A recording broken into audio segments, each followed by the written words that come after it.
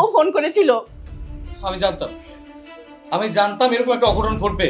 Sheet, সেটাই হলো। জানো, অফিসের কিছু লোক বাবার পিছনে পড়েছিল। নিশ্চয়ই কোনো ষড়যন্ত্র করছে, নিশ্চয়ই কোনো ঝামেলা করছে। এখন এখন এখন এখন কি করবো আমরা? তোদেরকে আমি কত করে বলেছি তোর বাবাকে একটু এখন একটু বিশ্রাম দে। তোর বাবার ব্যবসা তোরা বুঝে নে, কিন্তু কই তুই তো আমার কোনো কথা শুনোস নাই।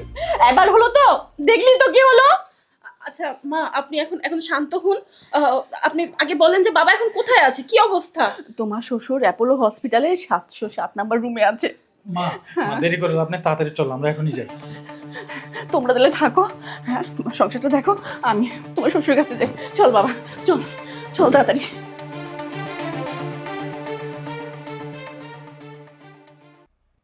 এই অনেক রাত্র হয়ে গেল, মেয়েটা তো এখনো অফিস থেকে ফিরলো না। একটা ফোন দিয়ে দেখো না কি অবস্থা, কোথায় আছে না আছে, একটু খোঁজখবর নেও না।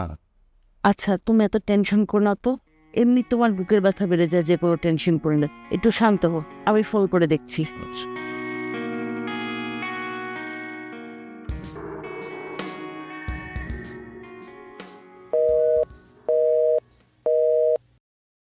কি গো, মেয়ের তো ফোন বন্ধ দেখছি।